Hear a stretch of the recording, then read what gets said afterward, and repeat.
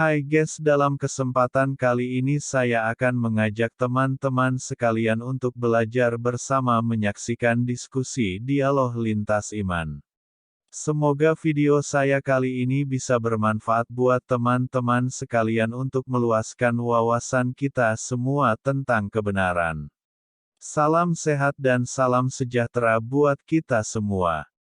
Mari bersama-sama kita saksikan.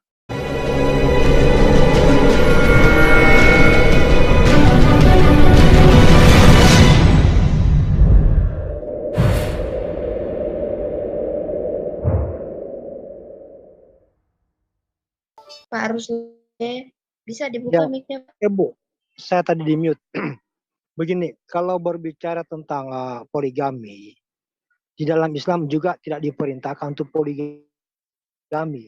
An-Nisa ayat 3 itu, Tuhan hanya memberikan pilihan. Kalau kalian mampu berpoligami, silahkan. Tapi kalau kalian tidak mampu berpoligami, karena tidak mampu berbuat adil, cukup satu saja. Itu hanya perintah, bukan kewajiban, tapi hanya pilihan yang diberikan kepada Tuhan. Kenapa diberikan oleh Tuhan seperti itu? Karena Tuhan tahu bahwa tidak mungkin istri itu yang seorang bisa sempurna. Bisa saja istrinya cacat, bisa melahirkan, atau bagaimana. Maka Tuhan berikan pilihan supaya manusia bisa memilih mampu atau tidaknya. Tentu kalau seorang cacat tidak lagi melahirkan, tentu dia akan memberitahu suaminya untuk silakan mencari perempuan agar mempunyai keturunan.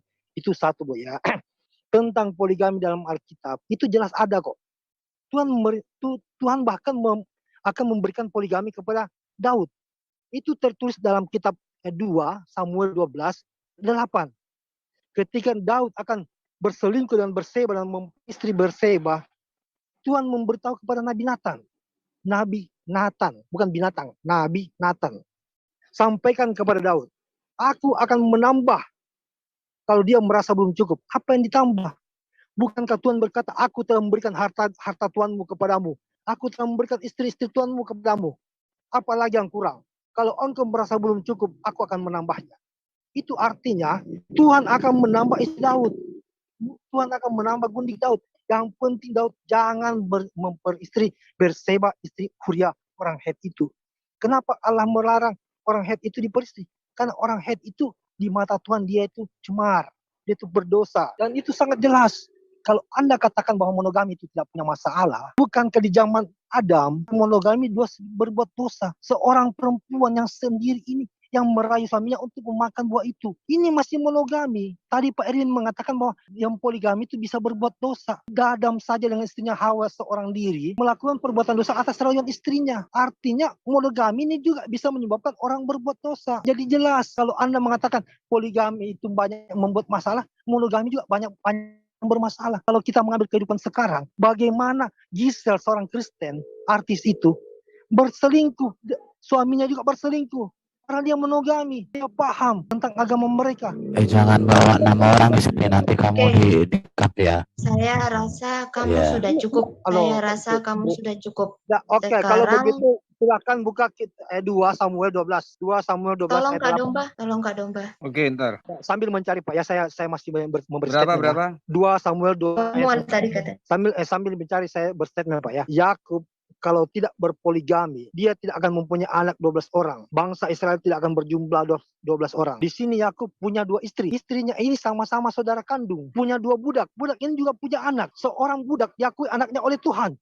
Sedangkan Ismail yang dikatakan budak. Saya rasa kamu sudah cukup. Tadi sudah sangat jelas dikatakan kenapa bisa ada poligami di dalam Perjanjian Lama. Kamu juga bahas tentang ini ya, tentang Yakub. Di situ bukan langsung ditanggapi, Yakub. silakan. Langsung tanggapin aja. Jadi semua yang poligami itu tidak ada yang tentram. Bertengkar semua, tunjukkan ketentramannya. Udah selesai aja. Ada Bro Erben di sini, coba jelaskan tentang Samuel itu yang ditanggapi oleh siapa tadi? Coba ditanggapi dulu Bro Erben. Biar jelas. Oke, silakan. Ini ya, telah kuberikan isi rumah tuanmu kepadamu dan istri-istri tuanmu ke dalam pangkuanmu. Aku telah memberikan kepadamu kaum Israel dan Yehuda, dan seandainya itu belum cukup, tentu ku tambah lagi ini dan itu kepadamu. Di sini dikatakan istri-istrinya itu diberikan, tapi juga diberikan bangsa Israel juga diberikan kepada Daud. Jadi di sini bukan berbicara bahwa istri, karena dalam data sejarah Daud nggak pernah memperistri istri dari Saul. Jadi di sini kembali si Ruslan ini membaca itu seperti membaca saja, nggak ngerti. Kalau dilihat di sini ayat ini tidak berbicara restu Tuhan tentang poligami, melainkan teguran terhadap Daud atas kesalahan dan dosanya dalam menghampiri Berseba serta pembunuhan berencana terhadap Uria yang adalah prajuritnya sendiri. Jadi harta, kekayaan, bahkan kerajaan Saul ada dalam kekuasaan Daud. Namun akan hal itu Daud tidak puas sebab ia mengambil istri seorang prajuritnya sendiri dengan cara yang licik. Inilah yang hendak ditegur oleh Tuhan melalui Nabi Nathan, bukan berbicara legalitas poligami. Jadi kalau belajar Alkitab harus melihat konteks. Ini seringkali, ini bukan hanya kali ini lagi, sejak aku mengikuti debat tentang poligami dengan Muslim, selalu dilihat ini. Kalian baca, ini tidak berbicara legalitas poligami ya, tapi ini berbicara bahwa Daud ditegur Tuhan karena dia melakukan dosa, kejahatan, dan kesalahan. Dan konteksnya di sini karena Daud mengambil Seba dengan cara licik, dengan pembunuhan berencana. Dan dampak dari perbuatannya itu ada anaknya meninggal. Bahkan kalau kita mau kembangkan lagi, Daud sendiri, istrinya pun akhirnya ditiduri anaknya sendiri. 10 orang di atas suatu rumah. Kalau dia meniduri 1 orang wanita, diam-diam dengan licik, maka istrinya ditiduri dengan cara terbuka. Itu satu lagi mau aku sampaikan, ini perlu untuk dimengerti ya. Perhatikan ini. Jadi Taman Eden sebelum manusia jatuh dalam dosa itu monogami. Setelah manusia diusir dari Taman Eden hidup dalam dosa, itu poligami. Yesus datang sebagai Adam yang terakhir yang sempurna mengembalikan monogami. Jadi perhatikan ya. Ini kalau orang mengerti ini akan mengerti sekali. Lihat, ini Adam yang tak berdosa, Yesus yang tak berdosa, hukumnya sama, monogami. Ya, tetapi setelah manusia jatuh dalam dosa, diusir dari Taman Eden, maka kualitas perkawinan itu poligami. Dan ini datang, saudara kita ini, tahun 600-an, poligami. Maka saya katakan poligami ya levelnya sama dengan ini, tapi monogami levelnya dengan ini. Sekarang kalian mau pilih yang mana? Level yang sempurna kah? Atau level yang berdosa? Itu aja. Silakan Anda renungkan sendiri. Kalian mau poligami 100.000 terserah kalian. Itu hak kalian. Tetapi intinya di sini yang mau ditegaskan. Monogami itu di Taman Eden sebelum ada dosa. Yesus yang tak berdosa sebagai Adam yang terakhir mengembalikan ini. Tetapi kalau poligami ini produk berdosa yang diulangi oleh di sini. Oke. Selamat datang di kebenaran. Oke, lanjut. Halo, Bu Sofiatul. Kasih dulu Ibu. Ya, gimana? Supaya Ibu Sofiatul bisa Pak tanggapi. Dokter dulu bicara supaya bisa ditanggapi Ibu Sofiatul. Bisa tolong bantu Ibu Sofiatul jadi co-host? Sudah tadi. Oke, silakan Bu. Oke, thank you.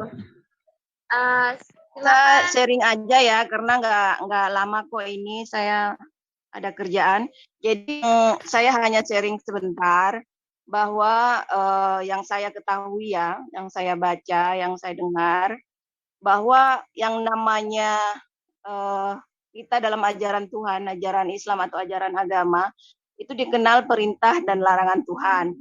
Nah, perintah Tuhan itu diantaranya adalah menikah, mau dia mono, mau dia poligami, mau monogami atau poligami, perintah Tuhan itu ada yang berjudul menikah.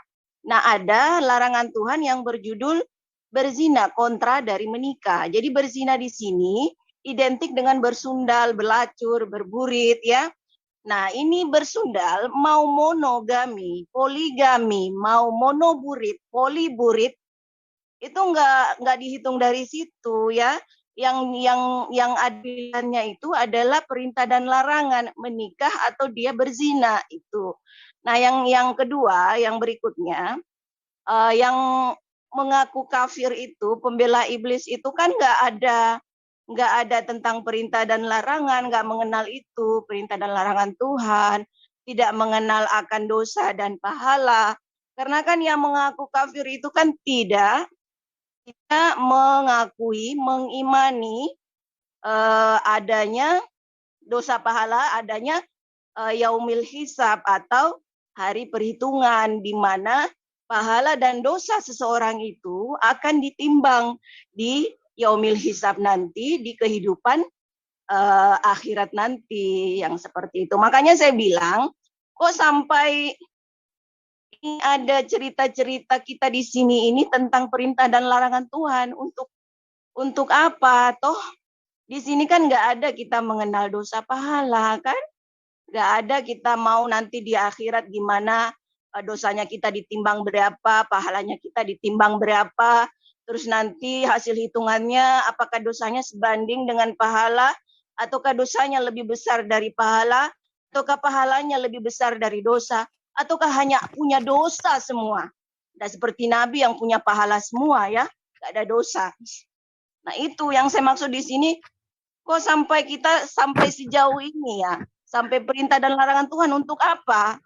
Bu, intinya apa Bu? Jangan diulang-ulang lagi Bu. Apa yang ingin Ibu makanya sampaikan saya bilang intinya? untuk Biar nanti apa? Untuk ditanggapi Ibu apa kita? Sofiatul. Ya untuk apa? Untuk apa kita bercerita tentang perintah dan larangan Tuhan? Perintah Tuhan untuk menikah, larangan Tuhan untuk berzina. Untuk apa? Untuk apa itu kita bercerita di sini? Oke, poinnya udah ditangkap, langsung tanggapin. Poligami itu untungnya apa toh Bu? Yang untung siapa, yang dirikan siapa? Saya kan itu loh. Oke, biar nanti ditanggapi oleh Ibu Sofiatul, karena mereka kan sesama wanita bisa merasakan tentang soal poligami itu pahit atau enggak. Sama wanita, iya itu. Ya, saya jawab satu. Di dalam Alkitab, ya saya sudah bikin satu video mengenai perkawinan yang kudus. Di dalam Alkitab, perkawinan itu bukan cuma satu titah, kamu beranak cucu berkembang biak, having sex, ya kemudian kamu punya banyak baby. Perkawinan itu melambangkan hubungan antara Allah dengan manusia. Makanya di dalam Alkitab kita disebut perkawinan anak domba. Kedatangan Yesus itu adalah perkawinan anak domba, dan Tuhan itu memberikan satu relasi yang sangat intim, sangat dekat, yang disebut suami istri. Makanya di dalam kitab Hosea Tuhan berkata begini kepada Israel, aku ini suamimu yang setia, ya, kamu adalah Israel, istri yang setia, berzinah dengan cara menyembah ilah-ilah atau berhala lain. Jadi menyembah ilah atau berhala itu disebut juga berzinah, selingkuh, seleweng. Maka Tuhan mengatakan, aku ini Allah yang pencemburu, api yang menghanguskan, Allah yang pencemburu. Perkawinan, kudusnya perkawinan, itu tidak ada di dalam Quran. Quran mengenal yang namanya akad atau transaksi jual beli. Ya, makanya tidak perlu mempelai wanitanya nggak perlu. Ya, cukup mempelai laki-laki dengan saksi, dengan ayah mempelai perempuan. Cukup jual beli, namanya akad ya, lu jual gua beli. Di dalam Alkitab tidaklah demikian.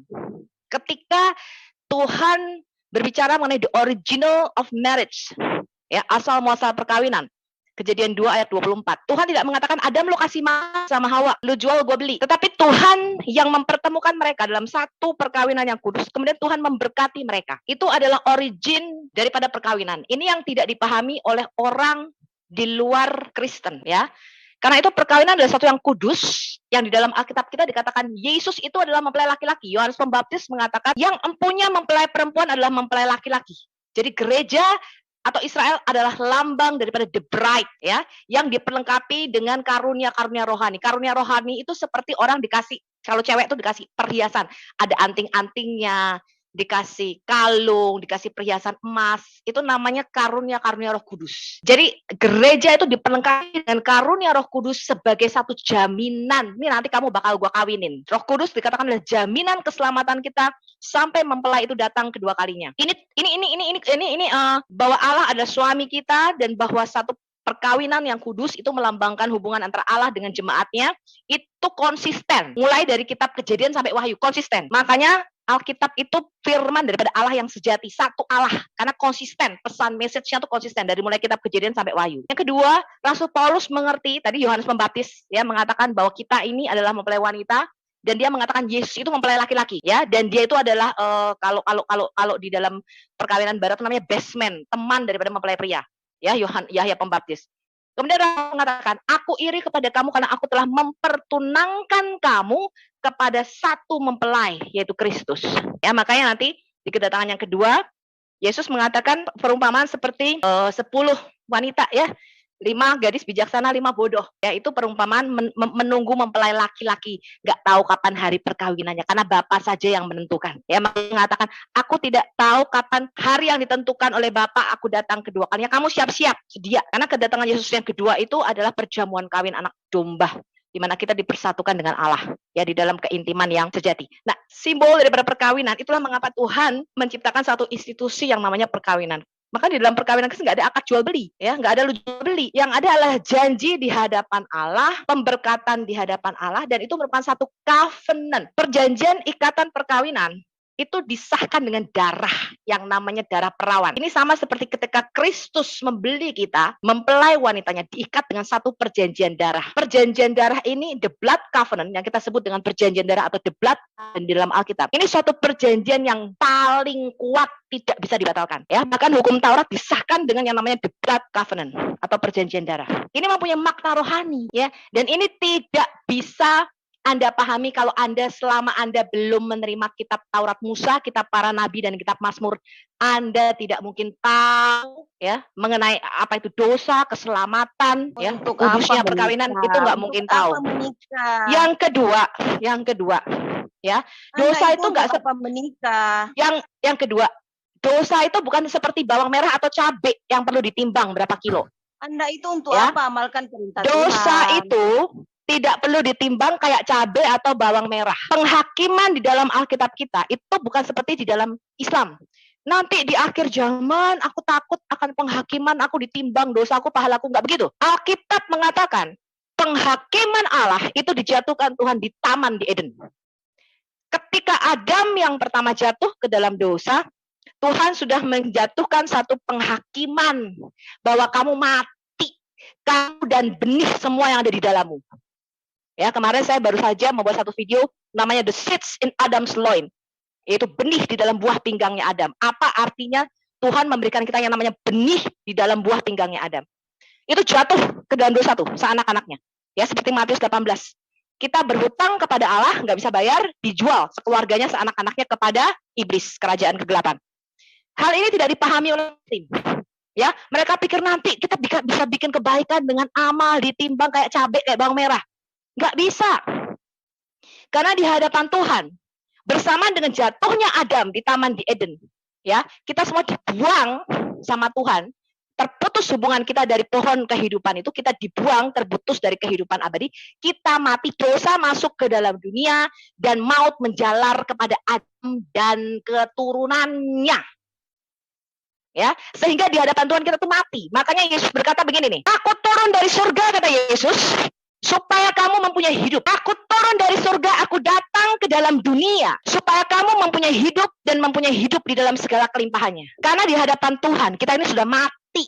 Orang mati itu tidak bisa berbuat amal dan kebaikan. Rohmu tuh harus dilahirkan kembali. Makanya di dalam Yohanes 3, Yesus mengatakan, jikalau kamu tidak dilahirkan kembali dari air dan roh, maka sampai kamu ngesot, jidatmu hitam, sujud sehari 5 kali, tidak mungkin kamu masuk ke dalam kerajaan surga, ya. Kecuali kamu telah ditebus oleh darah Yesus. Yesus mengatakan, jikalau kamu tidak percaya, akulah dia, Allah yang nusul jadi manusia, kamu akan mati di dalam dosamu. Jadi saya peringatkan kepada teman-teman muslim, segera bertobat dari Injil palsu, ya. Injil palsu yang diserupakan, yang memberitakan Yesus yang lain, yang adalah keponakan Musa dan Harun, yang lahir di bawah pohon korma. Injil palsu ini kalian harus segera tinggalkan dan beralih kepada keselamatan, yaitu Injil yang asli. Yang Roma 1 ayat katakan, Injil adalah kekuatan Allah untuk menyelamatkan setiap orang yang percaya. Oleh karena berita buruk tadi di Taman Eden, maka Tuhan memberikan kita berita baik, yaitu Injil. Injil itu artinya euangelion, kabar baik. Sebab kita sudah menerima surah Maryam 71. Kita ini berdosa dan ditetapkan masuk neraka kekal. Itu kabar buruk. Maka Tuhan memberikan kita kabar baik. Kabar baiknya hanya Anda bisa temukan di dalam Alkitab. Yang Anda temukan di dalam Quran. Cuman kabar buruk. Segera keluar dari kultus Islam ini, Anda masuk ke dalam kebenaran, dan Anda akan diselamatkan. Kamu dan seisi rumahmu akan diselamatkan jika kamu percaya kepada Injil yang asli. Ya, cukup sampai situ saya rasa saya jawab tentang perkawinan. Sabar Bu, itu ada pertanyaan dari pembela kami penyuka poligami itu buat apa menikah itu katanya. Itu pertanyaannya, Bu. Itu dari dokter itu. Buat nikah apa itu direstui oleh Tuhan. Kamu baca Kejadian 1 ayat 26 sampai 28. Karena manusia itu karnal, fana. Sehingga untuk melestarikan jenisnya, untuk procreation, diperlukan yang namanya nikah. Dan manusia untuk bisa memahami siapa Allah, itu dia memerlukan satu hubungan relasi. Makanya dalam Alkitab kita dikatakan, Tuhan itu seperti Bapa. Kadang-kadang dia berkata, aku seperti ibu. Dan dia berkata, aku seperti kekasihmu, aku seperti sahabatmu, aku suamimu. Syarat masuk surga adalah memfitnah Yesus adalah Tuhan. Jadi nggak perlu meninggalkan perintah Tuhan. Apa nama? Syarat masuk surga apa dia bilang? Syarat masuk surga cukup memfitnah Yesus, cukup memfitnah Tuhan. Coba buka Yohanes 3. Nggak perlu. Yohanes 3, apakah syarat masuk surga? Markus 16 ayat 16. Kita baca apakah syarat masuk surga. Kita buka Yohanes 3 mengenai reborn. Di dalam Alkitab itu ada yang namanya 2 kali kelahiran, 2 kali kematian. Yesus mengatakan kalau kamu cuma lahir 1 kali, kamu akan mati 2 kali. Ya, kamu akan mengalami yang namanya kematian kedua yang ada di kitab Wahyu, yaitu kamu dilempar ke dalam neraka lautan api selama-lamanya. Kematian kedua ini bicara kematian kekal terpisah, karena roh itu nggak bisa lenyap. Kematian kedua itu bicara kamu dipisahkan dari Allah selama-lamanya. Itu namanya kematian kedua, ya, karena terpisah dari Allah itu namanya mati, death, ya. Atau kamu memiliki kehidupan kekal, yaitu bersama Allah selama-lamanya. Kamu hanya punya 2 pilihan itu, karena kamu nggak bisa lenyap. Yesus mengatakan begini, stop, Marta, stop. Ayat kelima, Yesus berkata begini, mungkin dari ayat atasnya kali. Marta, mungkin ada yang bisa baca nih teman-teman. Aku berkata kepadamu, sesungguhnya jika seorang tidak dilahirkan kembali, ia tidak dapat melihat kerajaan Allah. Benar Pak Eben. Yesus berkata, katanya, ini dalam bahasa aslinya, aku berkata kepadamu, kata Yesus, amin, amin. Kata yang diterjemahkan bahasa Indonesia sesungguhnya. Ini bahasa aslinya amin. Yesus itu kalau ngomong aminnya di depan, nggak seperti nabi-nabi lain, ya. Artinya sangat kuat. Kamu perhatikan, pernyataan yang tidak bisa, statementnya tidak bisa dibatalkan. Yesus mengatakan apa? Amin, amin. Jika seorang tidak dilahirkan kembali, ia tidak dapat melihat kerajaan Allah. Kamu sampai ngesot, kamu sampai nggak makan daging kurus puasa, ya. Kamu sampai jidatmu hitam sembayang, kamu sampai matamu sampai kering. Kalau kamu tidak dilahirkan kembali rohmu, kamu nggak bakal masuk kerajaan Allah. Sekarang kita turun ke bawah. Nikodemus ini adalah salah satu ahli Taurat, ya, orang Farisi. Nikodemus berkata begini nih, bagaimanakah mungkin seorang dilahirkan kalau dia sudah tua? Jadi Nikodemus pikirannya adalah kelahiran biologis. Dapatkah ia masuk kembali ke dalam rahim ibunya dan dia dilahirkan kembali? Yesus berkata begini, aku berkata kepadamu, sekali lagi Yesus berkata apa? Amin, amin. Jika seorang tidak dilahirkan dari air dan roh, ia tidak dapat masuk ke dalam kerajaan Allah. Apa yang dilahirkan dari daging adalah daging, dan apa yang dilahirkan dari roh adalah roh. Jadi Yesus berkata begini nih, manusia itu diciptakan Tuhan dari 2 materi. Yang pertama dari debu tanah, yang akhirnya menjadi sak atau daging. Yang kedua dari hembusan nafas Allah yang ditiupkan di dalam lubang hidung Adam. Artinya manusia itu adalah manusia rohani yang dihembusi oleh roh Allah dan ada di dalam bejana tanah liat. Yang dilahirkan dari daging adalah daging. Kamu lahir dari ibumu sekali jebrol, itu kamu lahir dari daging. Tetapi di hadapan Tuhan, karena kamu itu dari spermanya Adam, dikatakan dari satu sperma, dari satu sperma semua manusia ini ada. Karena kamu itu dipersatukan, dipersekutukan oleh Adam di dalam spermanya Adam. Kamu lahir dari hubungan mamakmu sama bapakmu. Maka kamu bersekutu di dalam nature dosa oleh karena Adam. Karena kamu itu biji-biji di dalam buah pinggangnya Adam. Sit, ya. Tapi Alkitab berkata begini, kamu harus lahirkan kembali dari benih ilahi, yaitu persekutuan dengan Kristus. Kalau kamu tidak dilahirkan kembali rohmu dari benih ilahi, yaitu dalam persekutuan dengan Kristus, sampai modar, sampai metong, kamu tidak akan pernah bisa masuk dalam kerajaan Allah. Ya, itu syaratnya. Kemudian turun lagi. Ayat ke-7, janganlah heran aku berkata kepadamu, kata Yesus, kamu harus dilahirkan kembali. Angin bertiup kemana dia mau dan engkau mendengar bunyinya. Tetapi engkau tidak tahu dari mana dia atau kemana dia pergi. Demikianlah halnya dengan tiap-tiap orang yang lahir dari roh. Hal ini tidak dikenal oleh muslim. Kenapa? Karena nabimu saja ketika ditanya apa itu roh, nabimu berkata roh itu urusan Tuhan. Aku tidak diberitahu, kecuali pengetahuanku cuma sedikit katanya. Sekarang kita buka Markus 16 ayat 16. Apa syarat yang masuk surga? Markus 16 ayat 16. Halo, Yesus Paulus kan nggak kawin. Kalian bisa nikah, ini siapa yang ngajarin? Dia kagak. Yesus mengatakan demikian, Markus 16 ayat 16. Markus 16 ayat 16. Mungkin dari ayat 15. Saya kasih tahu Anda syarat yang masuk surga. Yesus berkata kepada mereka, pergilah ke seluruh dunia, beritakanlah Injil atau kabar baik kepada segala makhluk. Kenapa? Karena kita sudah dapat kabar buruk, yaitu Maryam 71. Tadi loh, bersamaan dengan Adam, semua manusia dosa masuk ke dalam dunia dan kita semua maut menjalar kepada kita seanak cucunya Adam. Kita harus mati. Satu-satunya yang mengalahkan dosa dan kematian hanya Yesus Kristus. Dia bangkit pada hari ketiga, mengalahkan dosa dan dia hidup. Ya. Sekarang ayat 16 dikatakan, siapa yang percaya kepada Injil ini, ya, kepada berita salib ini, akan dan dibaptis akan diselamatkan. Tetapi siapa yang tidak percaya akan dihukum. Jadi syaratnya Anda masuk surga kalau Anda percaya kepada pengorbanan Injil. Kita buka 1 Korintus 15. Apa itu Injil? Apa yang harus kita percaya? Tolong, ini siapa sih Marta ya? Marta tolong buka 1 Korintus 15. Apa itu Injil atau kabar baik? Yesus mengatakan ya, siapa yang percaya kepada berita Injil atau berita keselamatan dan dibaptis akan diselamatkan. Siapa yang tidak percaya, metong selamanya di neraka. Apa itu Injil? Injil itu bukan kitab yang diberikan kepada Nabi Isa ketika Isa masih nenen. Itu bukan Injil. Di dalam Alkitab dikatakan begini Injil. Dan sekarang saudara-saudara, ini surat Paulus kepada jemaat di Korintus. Aku mau mengingatkan kamu kepada Injil yang aku beritakan kepadamu, yang kamu terima dan yang di dalamnya kamu teguh berdiri. Oleh Injil itu kamu diselamatkan. Asal kamu berpegang padanya seperti yang telah kuberitakan kepadamu, kecuali kamu telah sia-sia saja menjadi percaya. Sebab yang sangat penting telah kusampaikan kepadamu. Apa itu Injil? Ini Injil. Bukan kitab yang diberikan ketika Isa masih nenen. Mama, aku dikasih kitab dan aku dijadikan nabi. Itu bukan Injil. Ya, Injil ini apa yang telah kuterima. Ya, artinya para rasul, bahwa Kristus Yesus, dia telah mati karena dosa-dosa kita, dosamu dan dosa saya, sesuai dengan kitab suci yang dimaksud adalah kitab Tanak atau perjanjian lama, bahwa Yesus telah dikuburkan dan Yesus telah dibangkitkan pada hari ketiga sesuai dengan kitab suci. Jikalau kamu percaya kepada berita ini, kamu akan diselamatkan. Sekarang kita buka Roma 10 ayat 9 sampai 12. Bagaimana caranya kamu diselamatkan? Syaratnya masuk surga.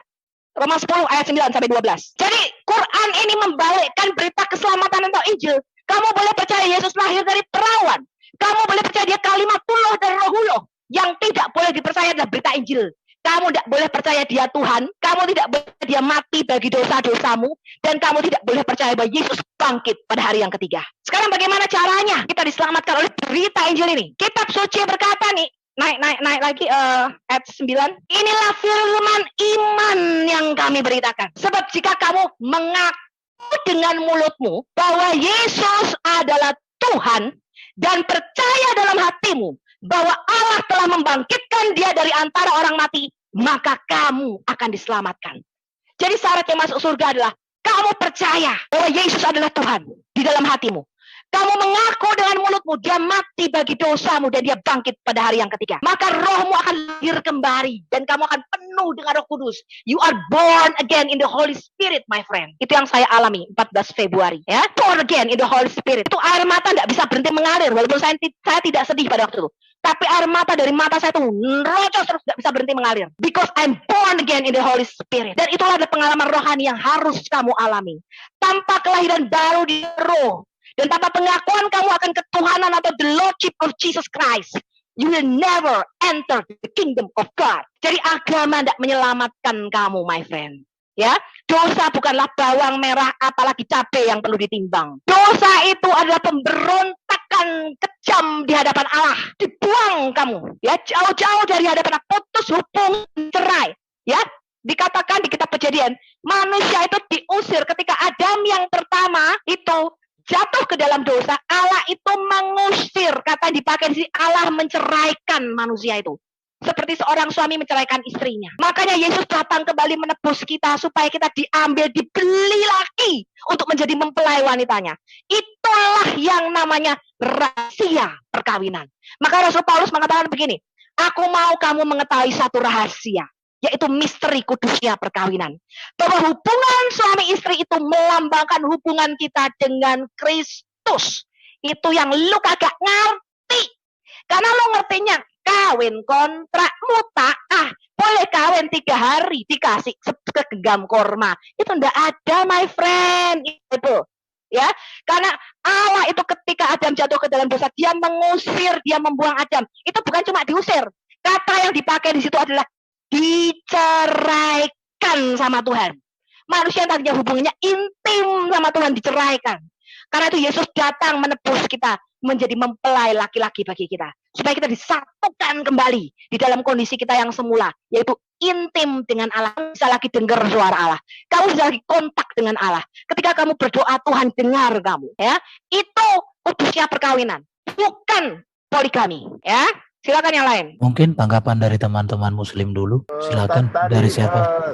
Tadi Bro Erben, tadi sempat dikatakan bahwa Ibu Dokter mengatakan bahwa kita itu memfitnahnya, kita memutarbalikkan data-data tentang Yesus. Nah, padahal kan kita tahu siapa Isa, siapa Yesus. Mungkin Bro Erben bisa jelaskan. Silakan Bro Erben. Maksud aku kan yang disampaikan Ibu Sophie tadi kan sudah cukup panjang dan jelas. Artinya kalau ada dari teman Muslim untuk mendalami apa yang disampaikan. Boleh saya tanggapi nih?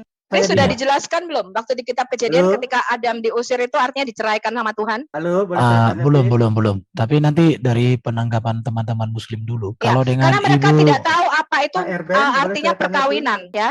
Mereka pikir perkawinan itu kontrak jual beli nikah. Nikah itu artinya hubungan seksual. Kontrak jual beli hubungan intim. Itu bukanlah konsep perkawinan di dalam Alkitab kita. Oke.